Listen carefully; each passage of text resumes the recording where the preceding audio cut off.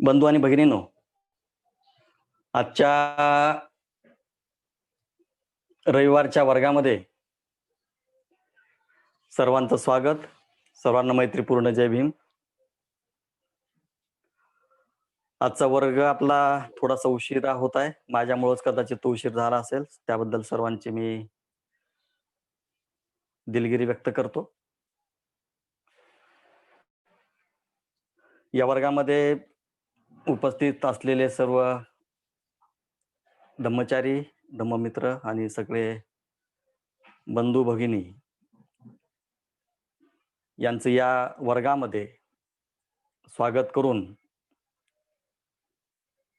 या वर्गाचे जे काही सूत्रसंचालक आहेत धम्मचारी रत्नध्वज, या वर्गाचे जे काही होस्ट आहेत दीप गमरे, धम्मचारी रत्नवंश जे तांत्रिक बाजू सांभाळत असतानाच यूट्यूबचं पण काम बघत असतात,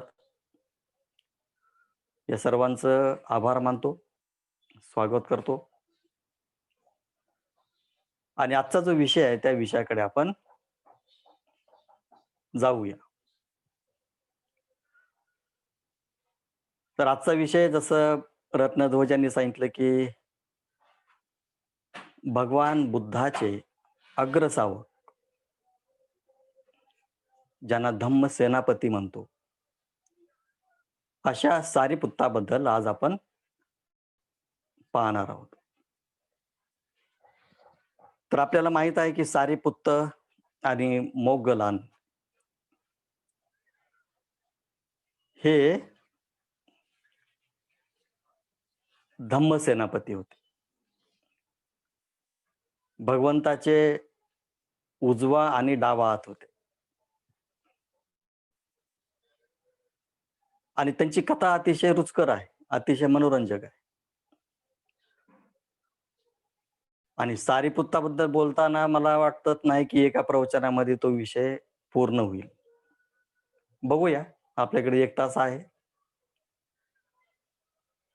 कारण सारीपुत्ताचं आयुष्य जर आपण पाहिलं म्हणजे प्रवज्या घेतल्यानंतरचं, तर ते जवळपास 44 वर्षाचं आयुष्य आहे.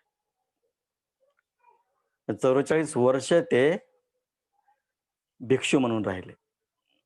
आणि आपल्याला माहित आहे की स्वतः भगवान बुद्ध हे 45 वर्ष राहिले. आणि म्हणून आपण जेव्हा बुद्धाचं चरित्र सांगतो त्याला आपल्याला वेळ मग किती जरी सांगितलं तर बुद्धाचं जसं कमी आहे, तसंच सारीपुत्ताबद्दल जेवढं आपण सांगू तेवढं कमी आहे. आणि म्हणून एका वर्गामध्ये किंवा एका प्रवचनामध्ये ते भाग होतो का आपण पाहूया.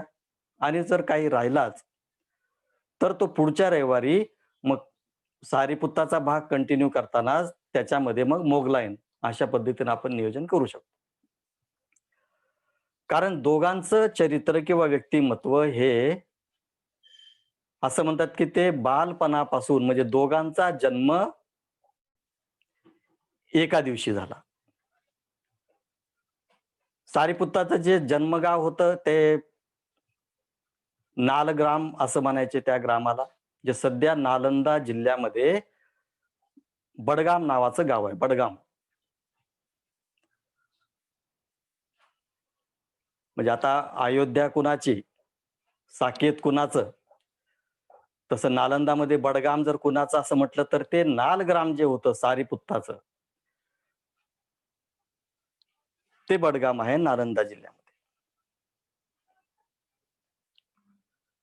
आणि कोलीत नावाचं दुसरं गाव होतं लागूनच. त्या कोलीत गावामध्ये एक परिवार संपन्न होता आणि हे पण परिवार संपन्न होता. आणि हे दोन्ही परिवार कोलीत आणि नालग्राम, आता या नालग्रामला उपतिष्य हे नाव पण होतं. आता कदाचित या दोघांच्या नावामुळे ते गावांचे नाव पडले असतील. कारण नालग्रामचं नाव उपतिष्य झालं आणि उपतिष्य हा तरुण पुढे काय झाला, हा सारीपुत्त झाला. आता कोलीत गावामध्ये हा कोलीत नावाचा जो तरुण होता, जो परिवाजक होता, तो पुढे काय झाला, तो महामोगलाईन झाला. आणि मग हे दोघंही एकदाच जन्माला आले. एकदाच ते जवळ-जवळ असल्यामुळे एकदाच ते बालपणी एकत्र बागडले, खेळले, सर्व त्यांचं संगोपन एकत्र झालं. आणि असं म्हणतात, की हे दोघांचेही कुटुंब अतिशय मोठे श्रीमंत होते. श्रीमंत इतके होते, की असं म्हणतात, की सारीपुत्ताच्या घरी सोन्याच्या 500 त्याला आपण काय म्हणतो पालख्या. पालख्या माहिती आहे ना? खांद्यावर घ्यायचं आणि जायचं. तर 500 सोन्याच्या पालख्या होत्या. आणि ते मग त्याचा व्यवसाय होता तो. म्हणजे आपल्याकडे आज ट्रान्सपोर्टचा जर आपण व्यवसाय पाहिला तर सगळ्यात मोठा व्यवसाय ट्रान्सपोर्टचा आहे. आणि म्हणून सारीपुत्ताच्या घरी 500 पालख्या होत्या आणि मोगलांच्या घरी 500 गाड्या होत्या. गाड्या आणि ह्या सगळ्या गाड्यांना किंवा पालकांना प्रशिक्षित घोडे जुंपले जायचे. प्रशिक्षित घोडे म्हणजे आपण कल्पना करू शकतो, की हे किती मोठे हे यांचे कुटुंब होतं किंवा यांचं श्रीमंती होती. आता आपण दोघांचं कधी-कधी प्रसंग येतील, मोगलांचा संदर्भ येईल, पण या ठिकाणी कारण लहानपणापासून ते परिनिर्वाणापर्यंत या दोघांचा प्रवास एकत्र झालेला आहे. बालपणीचे मित्र, तरुणपणामध्ये एकत्र राहिले, परिवाजक एकत्र झाले, बुद्धाचे शिष्य एकत्र झाले आणि परिनिर्वाण दोघांचं मागे पुढे झालं. मग एकाचं पौर्णिमेला झालं, एकाचं अमावस्याला झालं. एकाच महिन्यामध्ये आपण ते बघणारच आहोत. आणि मग कधी-कधी असं म्हणतात, की हे जे यांचं जे नातं आहे हे 7 पिढ्यांचं नातं होतं. 7 पिढ्यांचं नातं होतं यांचं. आणि मग सारीपुत्ताचा जन्म नालग्राममध्ये झाला, नाल गावामध्ये झाला आणि पित्याचं नाव वंगंत होतं. वंगंत. पित्याचं नाव वंगंत होतं आणि आईचं नाव रूपसारी होतं. आणि यांना रूपसारी आणि वंगंतला 7 अपत्ये होती. पहिला जो आहे तो सारीपुत्त ज्याचं नाव होतं उपतिष्य. आता आपण काही काळापर्यंत उपतिष्य संपन्नार आहोत. सारीपुत्त तर भगवंताचं ज्यावेळेस उपसंपदा भगवंताने दिली त्यावेळेस त्याचं नाव सारीपुत्त झालं. पण आपण आता काही काळ आपण त्याला उपतिष्य म्हणणार आहोत. आणि मग सगळ्यात मोठा जो आहे तो उपतिष्य. आणि मग त्याला पुन्हा 3 भावंड होती. सुंद, उपसेन आणि रेवत नावाचं. म्हणजे उपतिष्य, सुंद, उपसेन आणि रेवत असे 4 भावंड आणि 3 बहिणी होत्या. त्या 3 बहिणी म्हणजे चाला, उपचाला आणि शिशुपचाला. अशा या 7 भावंडाचा हा परिवार होता आणि अतिशय मोठ्या पद्धतीनं यांचं कुटुंब होतं. सुरुवातीला सांगतो की 7ही भावंड म्हणजे 4 मुलं आणि 3 मुली सगळ्या बुद्धाच्या धम्मामध्ये प्रवज्जित झाल्या. ही कमाल आहे खूप. हे कधी-कधी असं वाटतं की बुद्धानं काय जादू केली असेल या लोकांवर. अख्खं कुटुंबच्या कुटुंब, मुलंच्या मुलं, मुलीच्या मुली बुद्धाच्या धम्मामध्ये प्रवज्जित झाल्या. आता तो काळ आपल्यासारखा नव्हता की प्रवज्जित होऊ, आपण आपल्या घरामध्ये राहू, मना वाटेल त्यावेळेस धम्मप्रचार करू, मनाला वाटेल त्यावेळेस ध्यान करू, मनाला वाटेल त्यावेळेस अभ्यास करू, असं काही त्या काळात होतं का? त्या काळामध्ये उपसंपदा घेणं म्हणजे पूर्ण तुमच्या घराचा ग्रहत्याग, संपत्ती, मायबाप, मुलं-पुरं, बायका हे सगळं सोडून तुम्हाला जंगलामध्ये राहून, जंगलामध्ये जाऊन उपसंपदा घेणं आणि आयुष्यभर जे देईल ते खाणं. त्या भिक्षापात्रामध्ये जे पडेल ते खाणं, हे जीवन पत्करण्याचं धाडस बुद्धानं लोकांना करायला लावलं. म्हणजे घरामध्ये आपल्याला सगळ्या जगातल्या सुखसुविधा मिळतात, घर सोडल्यानंतर ज्यांनी घर सोडले त्यांना माहित आहेत, की या सुखसोयी त्याग केल्यानंतर ते जीवन जे तपश्चर्याचं जीवन आहे. म्हणजे बुद्धाला ज्यावेळेस असं म्हणतात, की सर्दी खोकला झाला बुद्धाला थंडीच्या काळामध्ये कारण बुद्ध 3 वाजता उठायचे. पण बुद्धाला सर्दी खोकला झाला म्हणून तिथं बुद्धाकडे चूल नव्हती. म्हणजे बुद्धानं जे काही अतिशय मी सांगितलं होतं, की तुम्हाला केवळ 7 ते 8 वस्तू जवळ बाळगायच्या आहेत. त्याच्यामध्ये गरम पाणी नव्हतं. त्याच्यामध्ये एक आगपेटी नव्हती. आणि मग एखादा आजारी मनुष्य जरी असा असला तरी गरम पाणी उपासकाकडून आणावं लागत होतं. उपासक कुठं राहायचा? उपासक गावामध्ये राहायचा आणि बुद्ध आणि त्यांचा शिष्यवर्ग हा कुठं राहायचा? हा कुठेतरी गावाच्या बाहेर जे काही वेळुवन असेल. हे वेगळं वेगळे म्हणजे वनामध्ये राहायचे ते. निसर्गाच्या सानिध्यात राहायचे. हे असं बिकट जीवन हे उपसंपदेचं होतं, परिवाजकाचं होतं, भिक्षूंचं होतं. हे 7ही भावंड नंतर काय झाले? प्रवज्जित झाले. आता काय झालं बघा. आता हे 2 मुलं म्हणजे सारिपुत्ता आणि मोगलायन किंवा ज्याला उपतिष्य कोलीत म्हणतो. हे मग बालपणी एकत्र यायचे, खेळायचे, बागडायचे आणि असं करता असं म्हणतात, की किशोर वयामध्येच किशोर वय म्हणजे साधारणतः 15-16 वर्षाच्या वयामध्ये ते नाटक पाहण्यासाठी गेले. जत्रा भरलेली होती खूप मोठी आणि या जत्रेमध्ये ते त्या काळात जे काही कला असेल, नाट्यकला असेल किंवा आपण नंतरच्या भाषेमध्ये तमाशा म्हणतो. जिकडं-तिकडं जत्रा, आनंदोत्सव आहे. जत्रेचं आपल्याला सगळ्याला ते उदाहरणं माहीत आहेत. ते सगळी जत्रा आपण पाहिलेली आहे. अशा या जत्रेमध्ये दोघं जातात आणि तिथं एक व्यंगात्मक नाट्य चालू असतं. उपरोधात्मक आपण ज्याला विडंबन ज्याला म्हणतो आपण.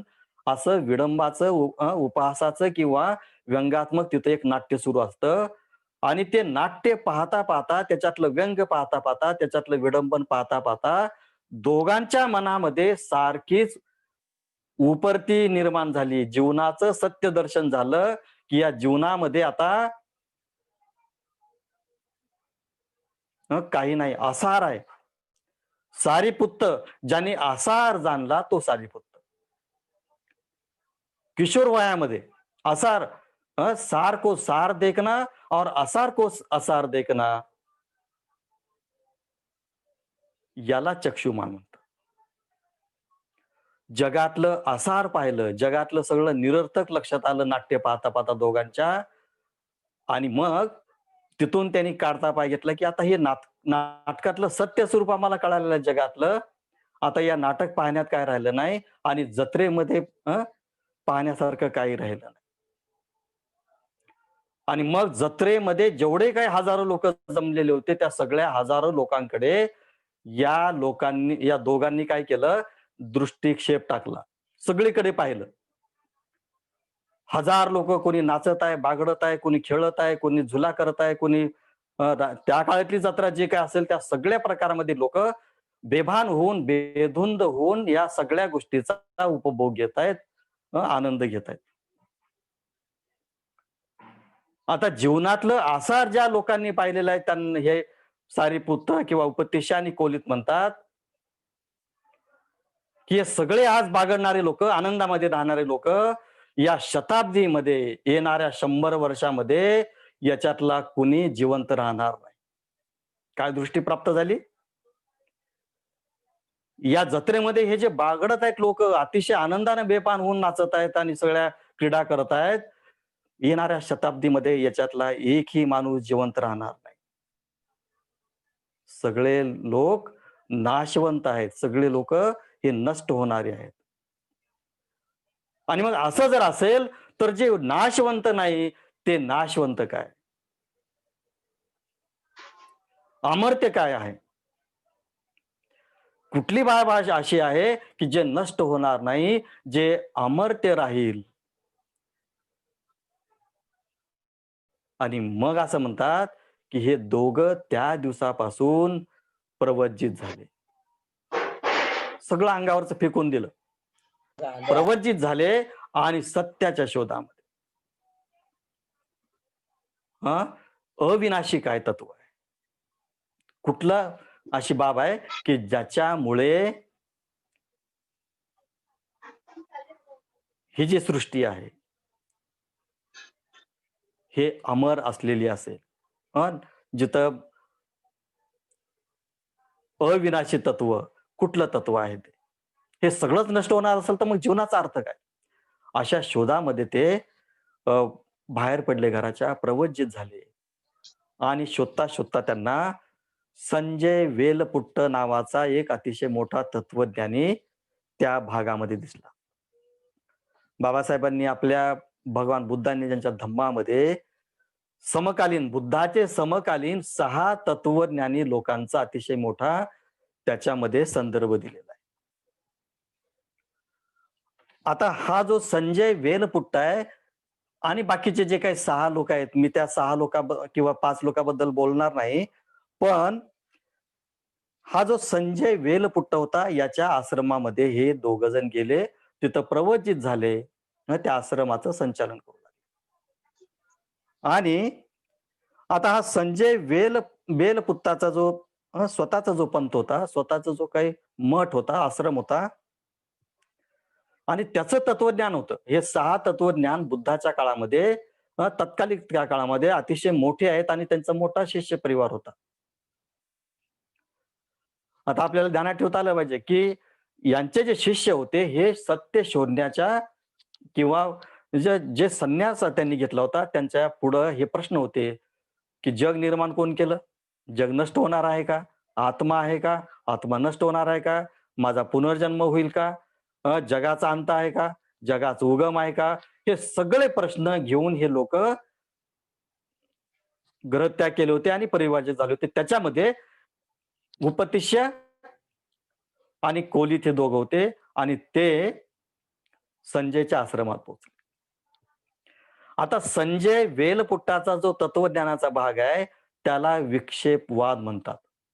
काय म्हणतात? विक्षेपवाद. त्याला संशयवाद सुद्धा म्हणतात. विक्षेपवाद आपल्याला माहित आहे ना, विक्षिप्त आचरण करणे. आणि या विक्षिप्त आचरणाचा कुठलाही परिणाम नाही, कर्म नाही आणि त्याचा कर्माचा परिणाम नाही, अशा प्रकारचा विक्षेपवाद संजयनं सांगितला. आणि तो एक प्रकारचा संशय होता. संशय असा प्रकारचा संशयवाद की होईल का नाही याची काही गॅरंटी नाही. आणि मग संजय असा म्हणतो की त्याचं तत्वज्ञान, जर मला एकाने विचारलं की स्वर्ग आहे का, तर संजय काय उत्तर देतो? मला जर वाटलं स्वर्ग आहे तर मी त्याला उत्तर देईल स्वर्ग आहे, आणि मला जर वाटलं स्वर्ग नाही तर मी त्याला उत्तर देईल स्वर्ग नाही. विक्षेपवाद आहे, संशयवाद आहे. कर्म आहेत का? मला जर वाटलं कर्म आहेत तर कर्म आहे सांगेल, मला वाटलं कर्म नाहीत असं सांगेल. कर्माचा परिणाम आहे का? मी माझ्या मताचा ठरवेल मी कर्माचा परिणाम आहे का नाही. आणि अशा प्रकारच्या या सगळ्या संशयाच्या शिकवणीमध्ये, ज्याला विक्षेपवाद म्हणतो, अशा आश्रमामध्ये हे दोघं जागा झाले. वाईट कर्माचा परिणाम वाईट असतो का? चांगल्या कर्माचा परिणाम चांगला असतो का? मला जसं उत्तर वाटेल मी तसा देईल, अशा प्रकारचा तो विक्षेपवाद सांगायचा. अशा आश्रमात हे दोघं दाखल झाले आणि राहू लागले, कारण त्यांना ते शोधायचं होतं, कुठल्या ना कुठल्या आश्रमात जायचंच होतं. पण हे सगळं शिकत असताना मात्र दोघही असंतुष्ट होते. आणि मग त्यांनी काय केलं की आता आपण तर इथं आलेलो आहोत, पण आता तूही संतुष्ट नाही, मीही संतुष्ट नाही, आणि संजयचं जे काही तत्वज्ञान आहे या त्याच्यातून आपल्याला जे काही पाहिजे होतं ते मिळत नाही. आपण असं करू, तू एका दिशेला जा, मी एका दिशेला जातो, आणि अजून आपण काय आहे का या सगळ्या गोष्टीमध्ये कुणी असा आहे का? त्या शोधासाठी जाऊ आणि मग दोघंही 2 दिशेला जातात. मोगलाईन एका बाजूला जातो म्हणजे कोलीत एका बाजूला जातो, एका बाजूला उपतिष्य जातो आणि बरचसं ते शोध घेतात. आणि मग काय झालं पहा. आपण हा सगळा बुद्धाचा पूर्वीचा काळ बघत आहोत. सिद्धार्थाला संबोधी झाली, बुद्ध झाले आणि मग पंचपरिवाजे, कौंडिन्य, मग बाकीचे जे काही वप्प, बद्दीय, महाना, माशिवजीत, त्याच्यानंतर आपण ते जटिल बंधू पाहिले. त्याच्यानंतर कपिलवस्तूमध्ये आपण गेलो. तिथं काल उदाईचं उदाहरण पाहिलं. हे सगळं बुद्धाचं हे त्या वर्षभरातलं सगळं कार्य आहे. आणि मग ज्यावेळेस सिद्धार्थानं ग्रहत्याग केला होता, त्याला वाटेमध्ये बिंबिसारचं राज्य भेटलं होतं मगध. आणि या बिंबिसारनं त्याला सिद्धार्थाला म्हटलं होतं, की "तू तरुण आहेस, कर्तबगार आहेस, तेजस्वी आहेस. शक्य आणि कुल्याचं तुमचं भांडण झालेलं हे मला माहीत आहे, रोहिणी नदीच्या पाण्यावरून. परंतु एवढ्या कारणामुळं जर तू गृहत्याग करत असशील, देशत्याग करत असतील, तर मी तुला या मगध साम्राज्याचा अर्ध राज्य तुला देतो. तिथं तू राज्य कर आणि मग हे साम्राज्य वाढवत असताना तुला जर वाटलं, की माझं साम्राज्य वाढवायचं असेल, तर त्या अर्ध्या राज्याचा तू पुन्हा तू काय करू शकतो, विस्तार करू शकतो." सिद्धार्थाने ते मान्य केलं होतं का? सिद्धार्थाने ते मान्य केलेलं नव्हतं. मगधची जी बिंबिसारची ही होती, हं, तो एक प्रस्ताव होता, की कपिलवस्तू लहान आहे. हे म्हणजे जन्म हे आहे, गणराज्य आहे ते कपिलवस्तू. तुझा हे तुला मगधचं अर्ध राज्य देतो. तू सांभाळ कर, त्याचं राज्य कर, विस्तार कर आणि तू पुन्हा चक्रवर्ती सम्राट हो. मग सिद्धार्थाने ते नाकारलं होतं आणि वचन दिलं होतं बिंबिसारला, की "महाराजा, ज्यावेळेस मी सत्याच्या या प्रवासामध्ये लागलेलो आहे, ज्यावेळेस मला सत्य प्राप्त होईल, त्यावेळेस मी राजगृहाला येईल." आणि ते वचन निभावण्यासाठी कपिलवस्तूचा प्रसंग झाल्यानंतर मग सिद्धार्थ गौतम बुद्ध कुठे येतात? राजगृहामध्ये. यांचा मुक्काम राजगृहामध्ये. आणि हे जे आपण नालग्राम पाहिलं, हे नालग्राम किंवा जे कोलीत पाहिलं, हे राजगृहाच्या आसपासच गावं होते. कधी कुणाची भेट होईल, पुण्यकर्म आपले असतील, कुशल कर्म असतील, तर हे सगळं घडून येतं. "अच्छे को अच्छे लोग मिले, हो गई दो-दो बातें" असं म्हणतात का नाही? और गधे को गधे मिले, हो गई दो-दो लाते. आपले मित्र कसले आहेत? अच्छे है क्या बुरे दिन है? अच्छे दिन है या बुरे दिन है?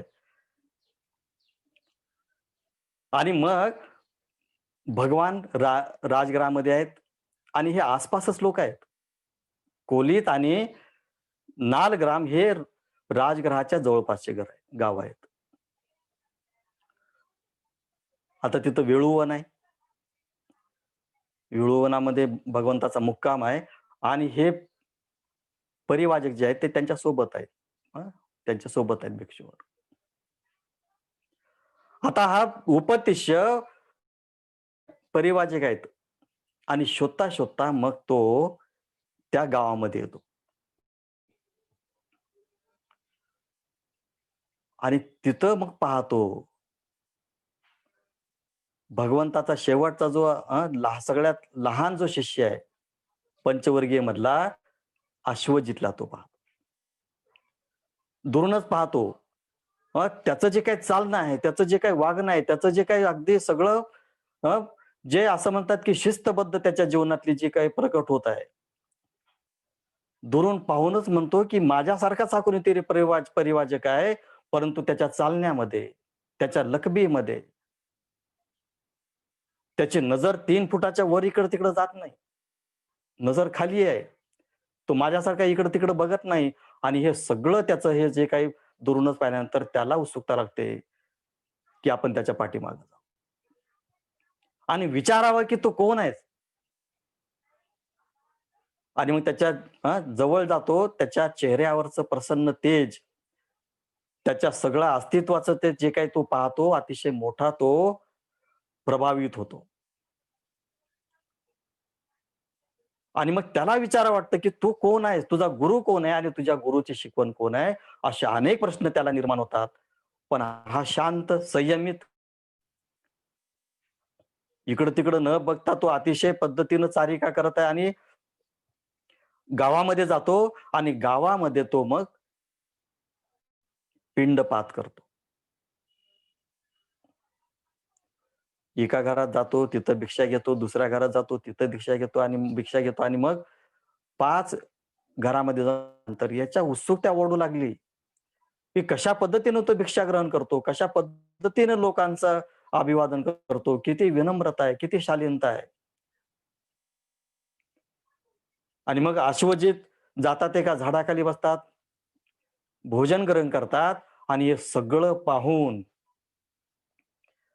उपतिशाची जी ओढ आहे, जी उत्सुकता आहे, ती गगनाला भिडलेली आहे. कधी भोजन त्याचं समाप्त होतं आणि कधी जाऊन त्याला प्रश्न विचारतो, अशा उत्सुकतेपोटी तो त्याची वाट बघू लागला. आणि मग हे सगळं पाहिल्यानंतर भोजन समाप्त होतं आणि मग त्याच्याकडे जातो. अभिवादन करतो आणि मग म्हणतो, की "हे श्रमणा, तू कोण आहेस? तुझं हे शालीनता, विनम्रता, तेजस्वी रूप पाहून तू कोण आहेस असा माझ्यापुढं प्रश्न निर्माण झाला. तुझा गुरु कोण आहे आणि तुझ्या गुरुची शिकवण कुठली आहे?" उपतिश्य विचारतो आस्यजितला. आता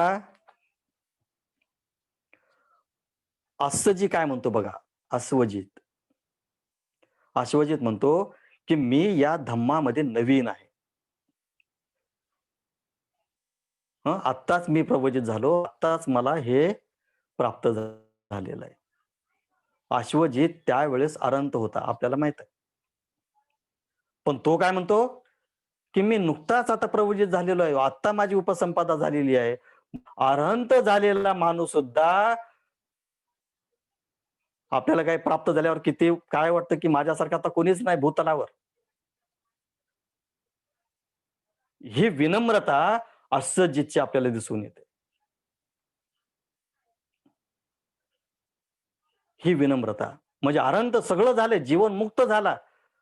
पण मी नुकताच प्रवचित झालेला आहे, नुकतीच उपसंपदा गेलेली आहे. असं हे विनम्रतापूर्वक अस्सजीतचं उत्तर पाहून आणि म्हणतात, "मग तुमचे गुरु कोण आहेत?" म्हणतो, "माझे भगवान आहेत.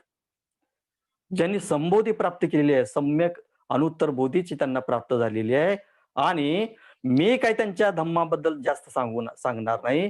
तुम्हाला भगवंत सांगतील. पण मला जे कळालेलं आहे, ते मी तुम्हाला सांगतो." आणि मग काय म्हणतात, एक गाथा उच्चारण करतात अश्वजित उपदेशापुढं. कुठली गाथा आहे ती? "ये धम्मा हेतुप्प भवा.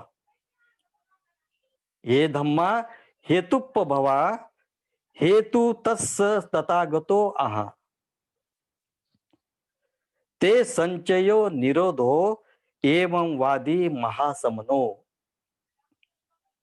अश्वजित काय म्हणतात, "ये धम्मा हेतुप्प भवा. हेतु तस्स तथागतो आहा.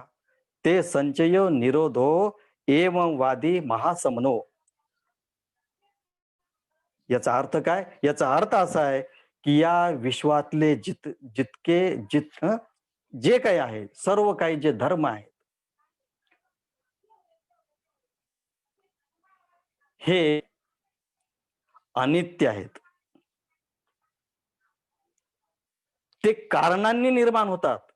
विनाकारण कुठलीही वस्तू, व्यक्ती किंवा हे जे धर्म आपण म्हणतो, धर्म म्हणजे बौद्ध धर्म हे धर्म नव्हेत. या जगातल्या प्रत्येक वस्तू ज्या निर्माण झालेल्या आहेत, या कारणामुळं निर्माण झालेल्या आहेत. हेतू तस्स. या जगातले जेवढ्या काही वस्तू आहेत किंवा जे काही आहे, ते कारणांनी उत्पन्न होतात आणि कारण जर नष्ट झालं तर या वस्तू नष्ट होतात. आता याचा अर्थ काय? याचा अर्थ आहे, की जगामध्ये जे दुःख आहे, असमाधान आहे, जे काही आपल्या पाठीमागे लागलेलं आहे, हे कारणाने निर्माण झालेलं आहे आणि हे कारण जर आपण नष्ट केले, तर दुःख, असमाधान, चिंता, अस्वस्थता हे सगळे जगातले धर्म, दुःखद धर्म आपण ज्याला म्हणतो, हे नष्ट होऊ शकतात. ही माझ्या बुद्धाची, माझ्या गुरुची शिकवण आहे. आणि म्हणतात, अश्वजित हे सांगताच उपतिष्य धर्मचक्षु उघडले आणि तो श्रोतापन्न झाला. श्रोतापन्न म्हणजे बुद्धत्वाचा जो मार्ग आहे, त्या बुद्धत्वाच्या मार्गामध्ये तो स्थानापन्न झाला. श्रोतापन्न झाला. कुठल्या गाथेनं? की या सगळ्या जगातल्या सगळ्या दुःखानी कारण आहे आणि हे कारण माझे भगवंत जाणतात आणि त्या कारणांचा उच्छेदाचा मार्ग अष्टांगिक मार्ग जाणतात. ही शिकवण ऐकता ऐकता उपतिष्य श्रोतापन्न झाला, धर्मचक्षु प्राप्त झाले. आणि मग वंदन केलं अश्वजितला आणि मग संकल्प केला होता, ठरलं होतं दोघांचं. उपतिष्य कोहली यांचं ठरलं होतं, की ज्यांना सत्याचा मार्ग पहिल्यांदा गवसेल त्यांनी काय करायचं? येऊन सांगायचं. आणि मग मोगलांच्या ज्या दिशेला गेला होता त्या दिशेला उपतिष्य गेला. आणि शोधता शोधता कोहली दुरूनच पाहतोय कुणाला? उपतिष्यला, की माझा मित्र येत आहे म्हणजे त्याला काहीतरी सापडलेलं आहे. काय ठरलं होतं? ज्याला कुणाला पहिल्यांदा सत्य सापडेल त्यांनी त्याच्याकडे यायचं. कोहली दुरूनच पाहतो, उपतिष्य येत आहे. इतका मोठा आनंद झाला कोहलीताला, की याला काहीतरी सापडलेलं आहे आणि तो माझ्याकडे आलेला आहे.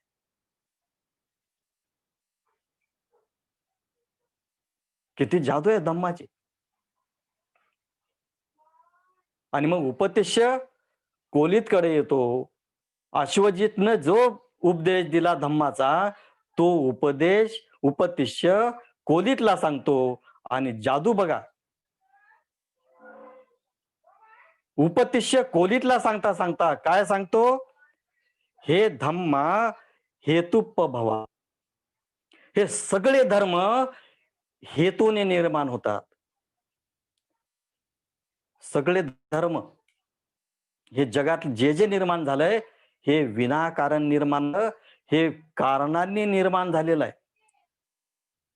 या कारणांना सम्यक संबुद्ध जाणतात आणि या कारणांचा निरोधाचा मार्ग जाणतात. हे सांगता सांगता उपतिष्य सांगता सांगता कोहलीत काय होतो? कोहलीताचे धर्मचक्षु निर्माण होतात आणि तो सुद्धा श्रोतापन्न होतो. बंधू आणि भगिनींनो, भगवंताच्या धम्मामध्ये जो जो आला, भगवंताच्या सानिध्यामध्ये जो जो आला, ज्या ज्या त्या चैतन्याच्या त्या वर्तुळामध्ये आला, तो तो भगवंताच्या धम्माचा पायी झालेला आहे. मग ते धर्मपाल असू द्या श्रीलंकेचे, इंग्लंडचे भंते संघर्षित असू द्या, भारतातले बाबासाहेब आंबेडकर असू द्या,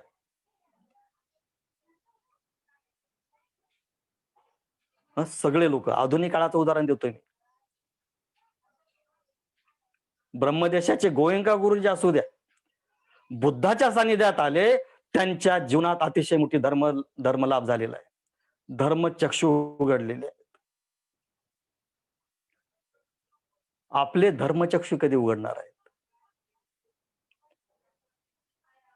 म्हणजे अश्वजित कडून उपतिष्य झाला, उपतिष्याकडून कोहलीत धर्मचक्षु उघडले, हे सगळे श्रोतापन्न झाले. आणि मग दोन मित्र होते, दोघं आता श्रोतापन्न आहेत. आणि मग दोघांनी ठरवलं, की आपण संजयला जाऊ, संजयकडे जाऊ. संजयला हा मार्ग तुम्ही जो मला सांगितलेला आहे आणि आपल्या दोघांना जो मार्ग आपल्याला मिळालेला आहे, तो आपण संजय आपले जे गुरु आहेत, त्यांना जाऊन सांगूया. 250 लोकांचा जो शिष्य परिवार आपला, त्या शिष्यांना सांगूया. आणि मग संजयच्या आश्रमात जातात. म्हणतात की आम्हाला मिळालेलं आहे. तुम्ही जे शोधत आहेत, आपण सर्व जे काही शोधत आहोत, हे आम्हाला मिळालेलं आहे. शाक्यमुनी गौतम बुद्धानं हे सत्य प्राप्त केलेलं आहे, आर्य सत्य प्राप्त केलेलं आहे, निब्बाणाचा मार्ग, अष्टांगिक मार्ग प्राप्त केलेला आहे आणि आम्ही आता तिकडे जात आहोत. आणि आमची तुम्हाला विनंती आहे. गुरुला म्हणतात संजय, वेलपुट्ट जो आश्रमाचा मठाधिपती आहे, त्यांना विनंती करतात की तुम्ही आमच्या सोबत चला. आणि बाकीच्या 250 लोकांना पण हे सगळे जटिल आहेत. आपण जे जटिल ब्राह्मण पाहिले 1000, गया काश्यप, नदी काश्यप आणि उर्वेला काश्यप, हे आश्रमामधले सगळे जटाधारी. मी मागे बोललो होतो की जटेचा अर्थ काय. 250 परिवार आहे या संजयचा आणि सगळे जटाधारी आहेत. जटाधारीचा अर्थ असा आहे की ज्याची जटा जास्त आहे तो सिनियर आहे, तो मोठा आहे ह्याच्यामध्ये. आणि जटेवरून त्या माणसाची, त्या व्यक्तीची, ते किंवा त्या परिवाजकाचं हा किती श्रेष्ठ आहे. आणि म्हणून जटेचा जो अर्थ आहे आणि ज्याची जटा लांब, तो त्याच्यामध्ये आदरास पात्र होता. आणि मग हे लोक त्यांचं जे काही काम असेल तपश्चर्याचे ते करत होते, पण सर्व ध्यान माझी जटा कशी लांब होईल, इतरांपेक्षा माझी जटा कशी सुंदर दिसेल. वडाचं झाड आपण पाहतो ना, वडाचं झाड सगळ्यात जुनं कुठलं आहे हे कशावरून काढतात. वडाचं झाड सगळ्यात जुनं कुठलं आहे हे पाहण्यासाठी वडाचे ज्या काही पारंब्या आहेत, वडाच्या आपण जर मोठं झाड पाहिलं, एकदा 500 आणि 1000 वर्षाचं पाहिलं, तर त्याच्यात 10 पारंब्या निर्माण होतात. एक पारंबी इथून दुसऱ्या पारंबी येते, तिसरी, अशा 10 आणि कितीतरी शेकडो पारंब्या जमिनीमध्ये टेकलेल्या जातात. आणि म्हणून वडाचं झाड जसं त्या पारंब्याच्या किती पुढे गेल्या पारंब्या, याच्यावरून त्याची जी जुन्याची ओळख पटली जाते, तशा पद्धतीनं ज्याच्या जटा जास्त वाढलेल्या आहेत तो जुना परिवाजक आहे. आणि म्हणून संसारामध्ये संन्यासामध्ये जटा वाढवण्याचं अतिशय मोठं फॅड होतं. संसारामध्ये हे दुसरं फॅड आहे की माझ्याकडे किती वस्तू आहे, माझ्याकडे किती घर आहेत, माझ्याकडे किती गाड्या आहेत, माझ्याकडे किती बायका आहेत, माझ्याकडे किती संपत्ती आहे, किती एकर शेती माझ्याकडे आहे, किती हे सगळं जे आहे संन्यासामध्ये जटा वाढवण्याचं आणि संसारामध्ये संग्रह, उपादान आपण ज्याला म्हणतो. बुद्धानं हे तर सांगितलं की उपादान जेवढं तुम्ही वाढवाल तेवढं दुःख निर्माण होईल. दुःखाचं कारण उपादान आहे. मग तुम्ही जटा वाढवा किंवा इकडं संसारामध्ये राहून वस्तूंचा उपादान करा, वस्तूंचा संग्रह करा. हे ग्रहकारका काय म्हणतात भगवान, माराला प्रश्न विचारतात, माराला उत्तर देतात. केव्हा संबोधीचा अंतिम क्षण आलेला आहे आणि तिथं मार म्हणतो. आता पुन्हा आपण बुद्धाकडे जातो, पण विषय येतात त्याला लागून की हे तेजस्वी राजपुत्रा, तुझं तारुण्य इतकं मोठं बलशाली आहे की तू या पृथ्वीवरचा चक्रवर्ती सम्राट बनवू शकतो. हे पराक्रमी पुरुषा, इथं काय बसलेलं आहेस मांडी घालून, उठ, हे सगळं पृथ्वीवरचं राज्य मी तुला देतो. हे ग्रहकारका, मी तुला आता चांगल्या पद्धतीनं ओळखलेलं आहे. मी माझ्या घराचा जो मुख्य वासा आहे, तो मी आता तोडून काढलेला आहे. तू माझं घर निर्माण करू शकणार नाही.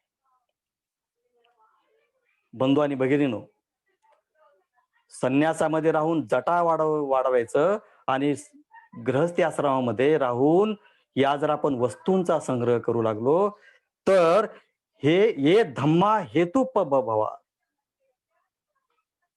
हे सगळं कारण जे आहे, हे दुःखाचं कारण. आणि मग हे दोघं सांगतात,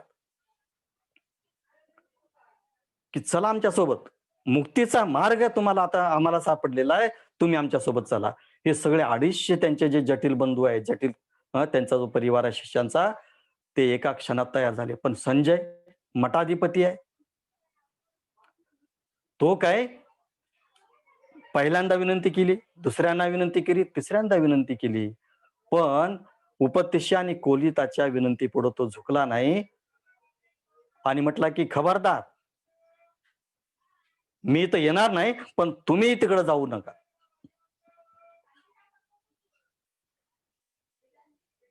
पण हे दोघांनी ऐकलं नाही, कारण मुक्तीचा मार्ग म्हणजे किशोर वयामध्ये ज्यांना विरक्ती निर्माण झाली होती.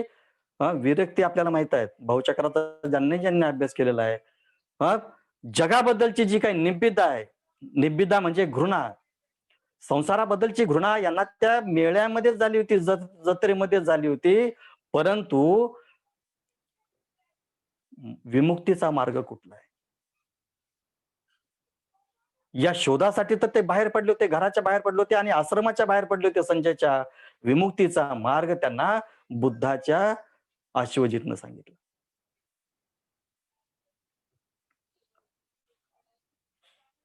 आणि मग हे सगळे उपतिष्य आणि कोलित आणि त्यांचे 250 हे सगळे जटिल शिष्य कुठं जातात? राजगृहाकडे, बुद्धाकडे जातात. आता हा जो संजय वेलपुट्टा आहे, ज्याने विक्षेप हुआ सांगितला, कुठल्याही अकुशल कर्माचा परिणाम नाही, कुठलं अकुशल कर्म नाही, कुठलं वाईट कर्म नाही, कुठलं कुशल कर्म नाही. विक्षेप श्वास सांगितला. जन्म आहे का? मला वाटलं तर जन्म आहे सांगेल, आणि मृत्यू आहे का? तर मृत्यू नाही असं सांगेल. या विक्षेपवादाच्या तत्वज्ञानाचं मृत्यू विक्षेप विक्षेप प्रवृत्तीनं झालेला आहे. असं म्हणतात, की संजयला या सगळ्या गोष्टीचा परिणाम इतका मोठा झाला, इतकं मोठं प्रचंड दुःख झालं त्याला, की जे सगळं कमवलं होतं, ते सगळं नष्ट झालं. म्हणजे गुरुत्व कशावर आहे? एखादा गुरु कशावर जगतो? शिष्य आहेत म्हणून गुरु आहेत. आणि म्हणून भारतामध्ये पीक जे आलेलं आहे गुरूंचं, जागोजागी गुरु आहेत. गल्ली बोळामध्ये गुरु निर्माण झालेले आहेत. या गुरूंचं पीक यासाठी निर्माण झालेलं आहे, की शिष्य तयार आहेत त्यांचे.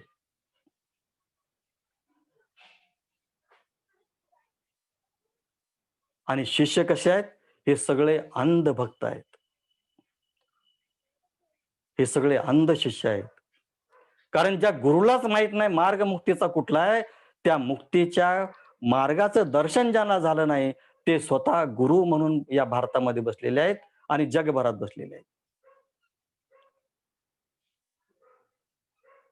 संजय वेडापिसा झाला असं म्हणतात, छाती बडवू लागला आणि असं म्हणतात, की छातीतून रक्त आलं, रक्ताच्या उलट्या झाल्या आणि संजय मृत्यू पावला.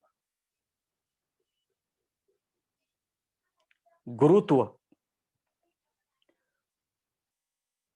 आश्रम खाली झाल्यानंतर कुणाला सांगणार विक्षेपवाद? गुरुत्वाचा अहंकार करणं. अश्वजित आरंत झाला, परंतु उपतिष्याला शिक्षण देताना म्हणतो, की मला काहीच माहित नाही. हे गुरुत्व आहे. आणि म्हणून जर कोणी म्हणत असेल की सब कुछ अभी मिल गया है मुझे, मुझे अभी किसकी जरूरत नाही, तर तो अज्ञानामध्ये आहे. आणि मग उपतिश आणि कोलित आणि हे 250 लोक राजगृहाकडे जातात. भगवंत वेळू वनामध्ये बसलेले आहेत. समोर भिक्षू संघ बसलेला आहे. आणि दुरून येताना जसं मोगलांना सारीपुत्ताला पाहिलं होतं की दुरून येताना याला काहीतरी प्राप्त झालेलं आहे म्हणून माझ्याकडे येत आहे, भगवान सुद्धा बघतात की दुरून हे 2 जण येत आहेत आणि त्यांच्या पाठीमाग हे 250 त्यांचे लोक आहेत.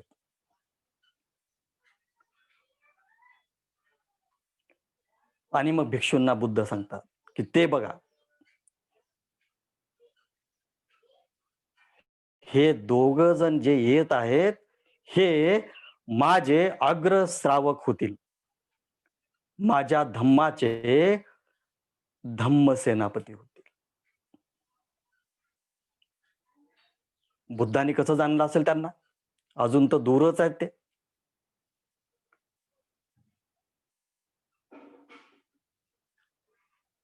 आणि मग जसे जसे जवळ येतात सगळे भिक्षू त्यांना, मग सगळे त्यांचे तोंड जे आहेत, चेहरे आहेत बुद्धाकडे आहेत. सगळे बघतात की 2 जण येत आहेत. आणि मग हे दोघे येतात आणि म्हणतात की भगवंत, आता हे दोघं श्रोता पण नाहीत. आणि मग म्हणतात की आम्हाला असं आम्ही अशा आहोत, आम्ही प्रवचित झाले होतो. सगळं त्यांचा इतिहास सांगतात. आणि मग म्हणतात की अश्वजितनं आम्हाला असा मार्ग सांगितलेला आहे, कृपया आम्हाला तुम्ही शिष्य म्हणून आम्हाला उपसंपदा द्या, प्रवज्या द्या.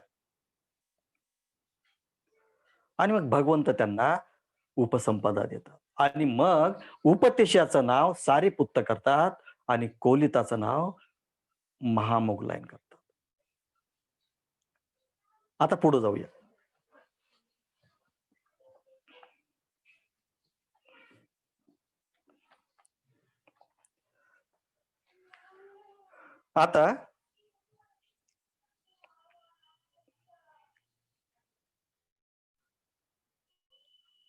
आता उपसंपदा झाली सारीपुत्त मोगलायनाची. आणि असं म्हणतात की सारीपुत्तात भातसा होता, दिग्गनक म्हणायचा. दिग्गनक म्हणजे दीर्घनक त्याचं नाव. सारीपुत्ताचा भातसा बुद्धाकडे आला आणि बुद्धाला वंदन केलं आणि बुद्धा त्याला शिकवण देऊ लागले. बाजू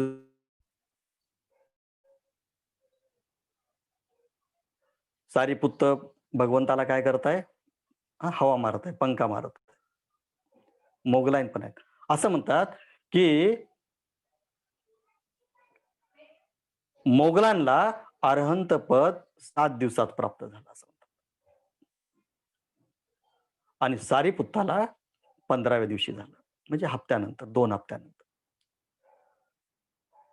आपल्याला माहित आहे की मोगलान हा अतिशय मोठा वृद्धी सामर्थ्य प्राप्त झालेला, रिद्धी सिद्धी आपण ज्याला म्हणतो, त्या मोगलांच्या विषयामध्ये आपण पाहूया. पण हा दीर्घ नख आल्यानंतर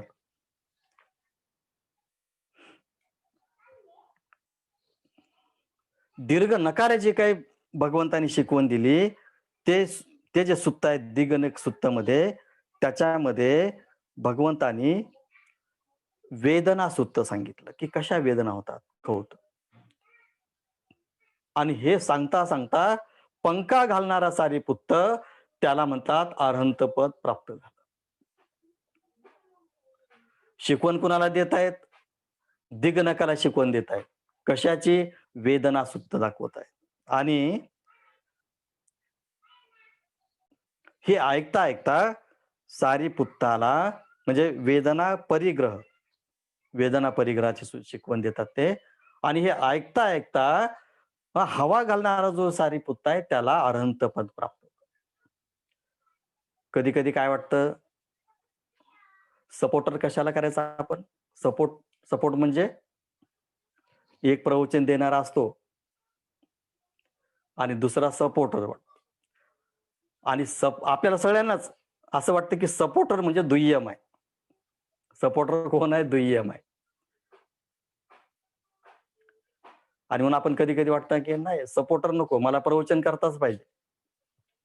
प्रवचन दिलं तर मी जबाबदारी घेतो. सपोर्टरची भूमिका घेत नाही.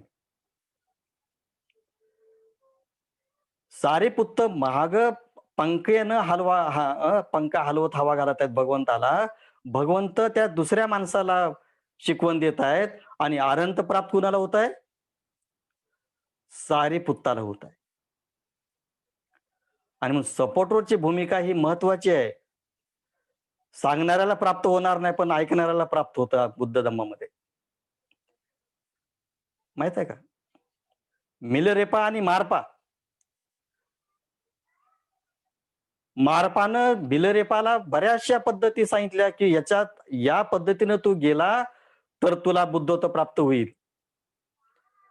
मारपा सांगत राहिला आणि मिलिरेपा करत राहिला. सांगणाऱ्याला बुद्धत्व प्राप्त झालं नाही, मारपाला बुद्धत्व प्राप्त नाही झालं. पण ऐकणाऱ्याला मिलरेपाला बुद्धत्व प्राप्त झालं. आणि म्हणून कदाचित प्रवचन करता सांगत राहील, पण ऐकणारा जो सपोर्टर आहे त्याला प्राप्त होऊ शकतं. आणि म्हणून सपोर्टरची भूमिका ही दुय्यम स्वरूपाची नाही, हे प्रमुख आहे ती. संघामध्ये तर त्याला काय म्हटलेलं आहे? मास्टर ऑफ सिरेमनी म्हटलेलं आहे. कार्यक्रमाचा तो मास्टर आहे. कार्यक्रम बिघडायचा का उच्च स्थानावर घ्यायचा ही कुणाची भूमिका आहे? सूत्रसंचालकाची आहे.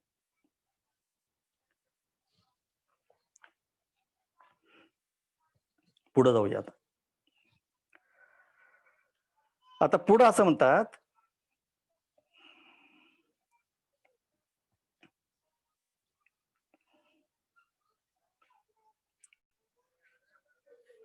भगवंतांनी सारीपुत्ताचं अनेक ठिकाणी गुणगान केलेलं आहे.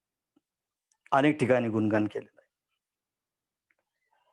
असं म्हणतात की भगवंतांनी मुक्त कंठानं सारीपुत्ताचा गुणगौरव केलेला आहे.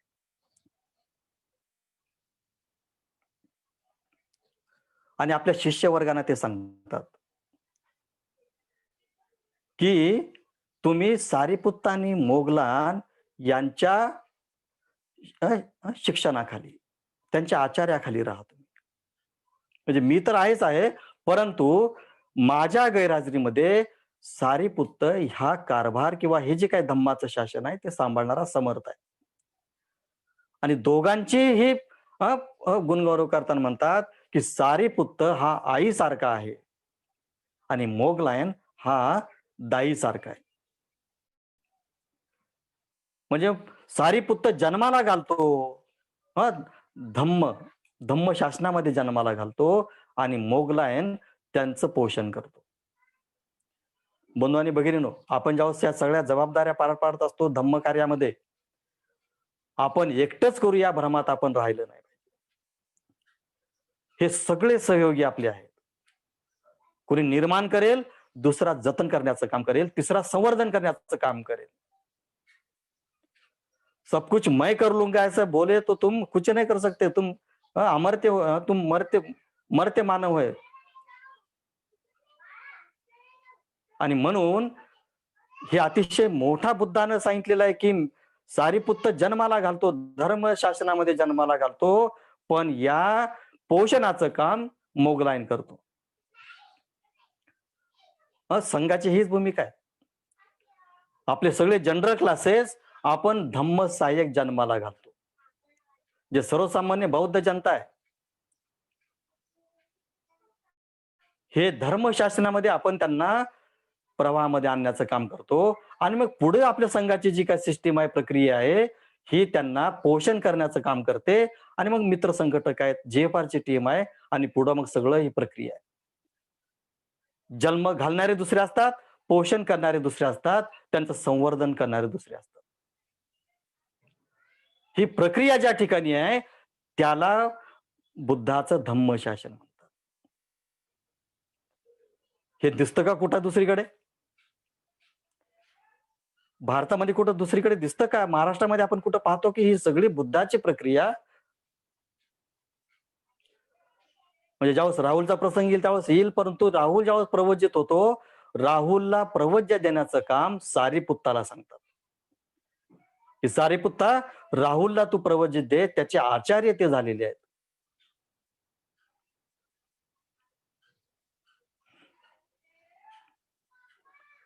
आणि पुढं असं म्हणतात,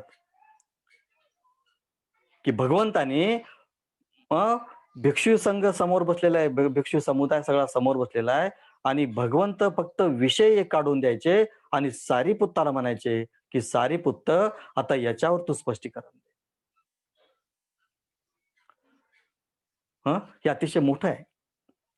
हे आपण जे उत्तरदायित्व म्हणतो, उत्तरदायित्व देण्याची भूमिका बुद्धानं ही अतिशय मोठी आहे. सारीपुत्ताला तो मान मिळालेला आहे, की सारीपुत्ता, आणि आपल्याला आपण वाचलेलं पण आहे. पण तो केवळ एकच प्रसंग नव्हे, की मग सारीपुत्ता, माझी पाठ दुखू लागलेली आहे. आता माझं प्रवचन देण्यासाठी मला आता तेवढी अंगामध्ये त्राण राहिलेलं नाही. पण माझं जे अर्धवट प्रवचन राहिलेलं आहे, हे प्रवचन आता तू पुढं कंटिन्यू कर. सारीपुत्त हा धम्माचा सेनापती आहे, उत्तराधिकारी आहे धम्माचा. धम्मशासनाचा उत्तराधिकारी. असं असं म्हणतात पुढं, म्हणजे तो विषय निघून जाण्याच्या अगोदर. सुत्त पिटक हे आनंदानं सांगितलं. संगीती आपल्याला माहित आहे, प्रथम संगती झाली महापरिनिर्वाण झाल्यानंतर. या महासंगतीचे अध्यक्ष जे महाकाश्यप होते, त्यांनी बुद्धानं जेवढे काही सुत्त सांगितलेले आहेत, त्या सगळ्या सुत्तांचं जे काही सांगण्याचं काम आनंदानं केलेलं आहे. विनय पिटकाचं काम उपालीनं केलेलं आहे, आणि अभिधर्माचं काम, आता अभिधर्म तर अगोदरच भगवंताच्या अगोदर सारीपुत्त परिनिर्वाणास पावलेले आहेत, परंतु अभिधर्माची सर्व शिक्षण, ही जे आपण म्हणतो अभिधर्माची सर्व शिक्षा किंवा हे उपदेश, हे सारीपुत्तानं दिलेले आहेत. कारण सारीपुत्त हा प्रज्ञावान होता. आता एक अतिशय मोठा प्रसंग सांगतो. म्हणजे हे सगळे लोक, महाकाश्यप, मोगलायन, सारीपुत्त, आनंद, अनिरुद्ध आणि रेवत, हे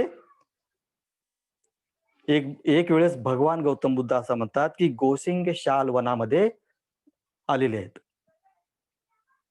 आणि या गोसिंग शाल वनामध्ये सारीपुत्त आहेत, मोगलान आहे, आनंद आहे, महाकाश्यप आहे, रेवत आहे, अनिरुद्ध आहे. हे सगळं थिंक टँक तिथं जमा झालेलं आहे. बुद्धाचं थिंक टँक आहे सगळं. आणि या सगळ्या भिक्षू लोकांची जर आपण क्वालिटी पाहिली, सगळ्याचे गुणधर्म वेगवेगळे आहेत. आणि मग या सगळ्या लोकांमध्ये जे बुद्धाचे अग्रसावक आहेत, त्याच्यामध्ये चर्चा काय सुरू आहे? भगवान या गोशिंग शालवनामध्ये विराजमान आहेत, आणि हे गोसिंग शालवन जे आहे, हे प्रदीप्त झालेलं आहे, अतिशय प्रसन्न वातावरण झालेलं आहे, आणि जिकडं तिकडं फुलांचा सुगंध आहे, फुलानं वृक्ष सगळे डवरलेले आहेत. आणि इतकं मोठं हे प्रसन्न वातावरण या वनामध्ये कशामुळे निर्माण झालेलं आहे? हे प्रश्न कोण विचारला? हे सगळे जे काही लोक जमाले, महाविद्वान सारीपुत्ताला विचारला. आणि मग हे सगळे म्हणजे महाकाश्यप आणि अनिरुद्ध सारीपुत्ताकडे जातात. आनंद, रेवत, मोगलायन हे सगळे सारीपुत्ताकडे जातात आणि विचारतात की सारीपुत्ता, हे गोशिंग शालवन इतकं मोठं प्रदीप्त, प्रकाशमान आणि सुगंधित कशामुळे झालेलं आहे? तर सारीपुत्त काय म्हणतो बघा.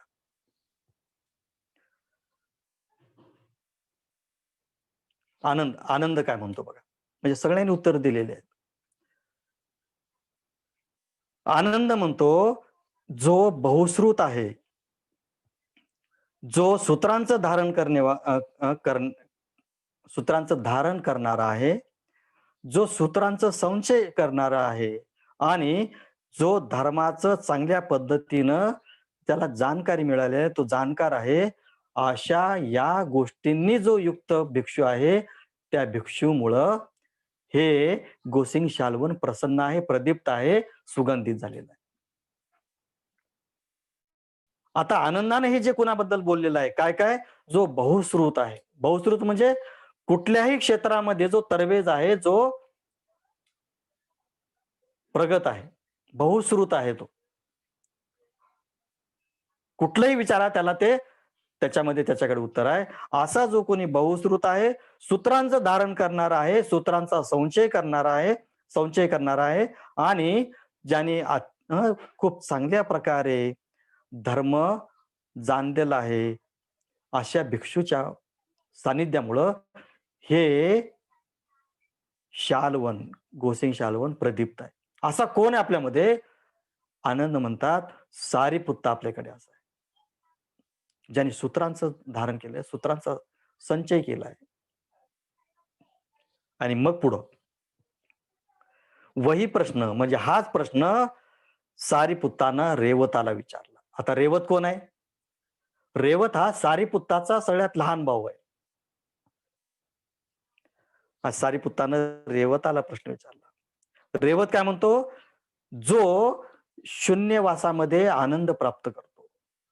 शून्यवास एकांतवासामध्ये जो ध्यान भावनेमध्ये रत असतो आणि जो अतिशय मोठ्या पद्धतीनं एकांताचा, मौनाचा, ध्यानाचा अनुभव घेतो, अशा भिक्षूमुळं हे गोसिंग शाल्वन प्रदीप्त झालेला आहे. आता हा कोण आहे? जो मौनामध्ये राहतो, जो ध्यानामध्ये राहतो, जो एकांतामध्ये राहतो, हा कोण आहे? हा महाकाश्यप भिक्षू आहे. महाकाश्यपाची कथा येणार आहे.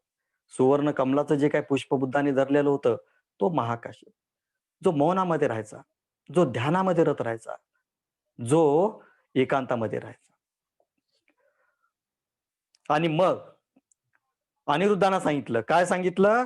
की जो भिक्षू ज्याला दिव्य चक्षु प्राप्त झालेले आहेत आणि सहस्त्र लोकांना जो पाहतो, या भिक्षूमुळे हे वन प्रदीप्त झालेलं आहे. असा कोण भिक्षू आहे? असा भिक्षू मोगलायन आपल्याकडे आहे. त्याला दिव्य चक्षु प्राप्त झालेले आहेत, रिद्धी सिद्धी त्याला प्राप्त झालेले. महाकाश्यपनं विचारलं, म्हणजे महाकाश्यपला विचारलं की तुम्ही सांगा. महाकाश्यप काय म्हणतो? असा एक भिक्षू आपल्यामध्ये आहे जो अरण्यवासी आहे आणि तो भिक्षाचारी आहे, अरण्यामध्ये राहतो, त्रिचेवरधारी आहे आणि अतिशय अल्पेच्छुक आहे तो. म्हणजे इच्छा अतिशय त्याच्या कमी आहेत. तो जंगलामध्ये राहतो, त्याला मग खाणं मिळालं नाही, पाणी मिळालं नाही, अंगावर वस्त्र मिळालं नाही, तरी तो काय राहतो?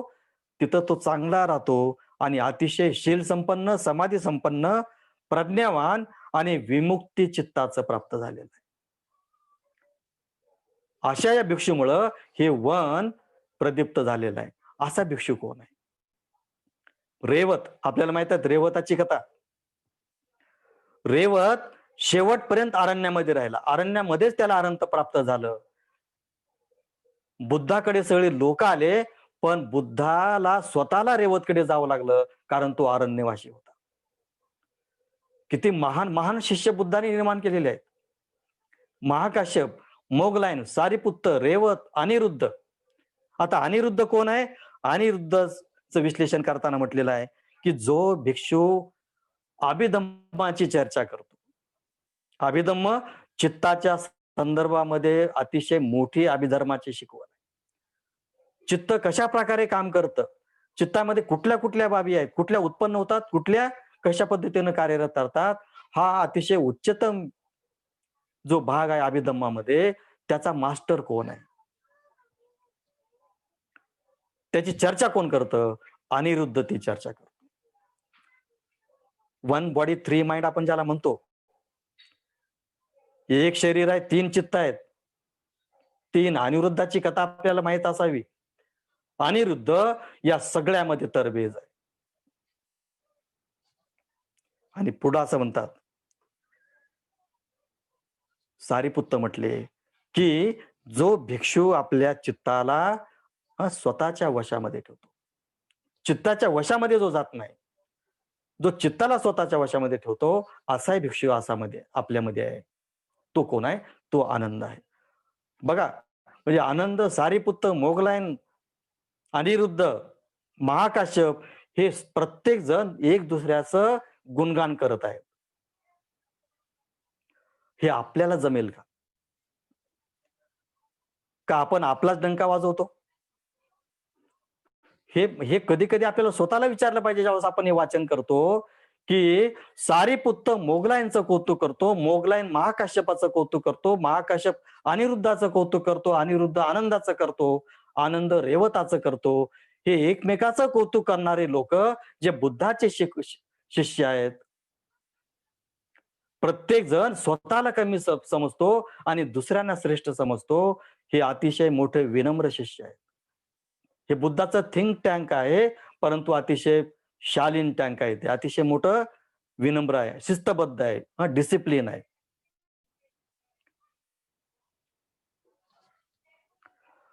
आणि म्हणून तर संघ आपण काय म्हणतो?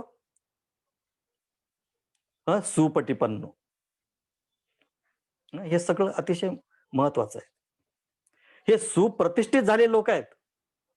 सुपटिपन्नो म्हणजे हे सगळे लोक त्या सुपटिपन्नो म्हणजे सुप्रतिष्ठित झालेल्या मार्गावर आरूढ आहेत. बंधू आणि भगिनींनो, आपण सुद्धा या मार्गावर आरूढ झालेलो आहोत. संघ सुप्रतिष्ठित आहे, शिस्तबद्ध आहे.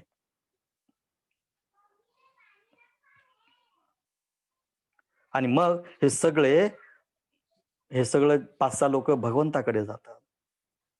आणि मग भगवंताला हे सगळं झालेला किस्सा सांगतात आणि मग सारिपुत्त म्हणतात, की भगवंत हे अशा पद्धतीने आम्ही सगळे वेगवेगळ्या गुणांनी आहोत. असं वाटतं आम्हाला, की हे जे वन आहे, कुठलं वन आहे ते? गोसिंगे शालवन हे कशामुळे प्रदीप्त झालेलं आहे? आम्ही असं थिंक केलेलं आहे, असा विचार केलेला आहे. तुमचं काय मत आहे? आणि मग भगवान म्हणतात. भगवंत काय म्हणतात? हे शिष्यानो, हे जे वन आहे गोशिंगशाल वन, हे त्यामुळे प्रदीप्त आहे, की जो कोणी असा संकल्प करतो, कसा संकल्प करतो, की मी जोपर्यंत माझ्या चित्तामध्ये जे आसरव आहे, त्या चित्तमलांचा जोपर्यंत मी क्षय करणार नाही, असा संकल्प करून जो कोणी संकल्पाधिष्ठित वज्रासनावर बसतो, अशा संकल्प केलेल्या व्यक्तीमुळं हे वन काय झालेलं आहे? सुशोभित झालेलं आहे.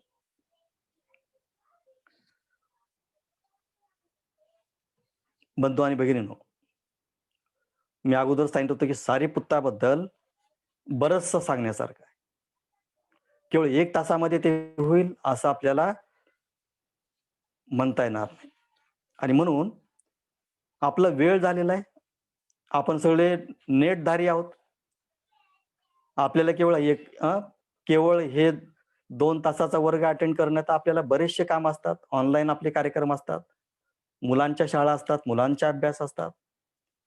आणि मी जर 2 तास तुमचे घेतले तर तुमचा नेट पॅक संपू शकतो याची मला जाण आहे. आणि म्हणून सारिपुत्ताचं जे काही उर्वरित चरित्र आहे, ते उर्वरित चरित्र आणि त्याच्यासोबत मोगलाईन आपण पुढच्या रविवारच्या वर्गामध्ये घेऊया. आणि म्हणून या ठिकाणी याच्या पुढचा जो उर्वरित भाग आहे, आपण तो पुढच्या रविवारी सारिपुत्ताच्या विषयासंदर्भात घेऊया. या ठिकाणी मी आपल्या सर्वांचे आभार मानतो. आपण सर्व या वर्गामध्ये सहभागी झालात. या सर्वांचा मी आभार मानतो. ब्रह्मचारी रत्नवंश आहेत, ब्रह्मचारी रत्नध्वज आहेत, दीप आहे आणि आपण सर्वांचं मी आभार मानतो आणि या ठिकाणी मी थांबतो. जय भीम, नमो बुद्धाय. धन्यवाद. आदरणीय ब्रह्मचारी सुचिरत्न यांनी खूप चांगल्या प्रकारे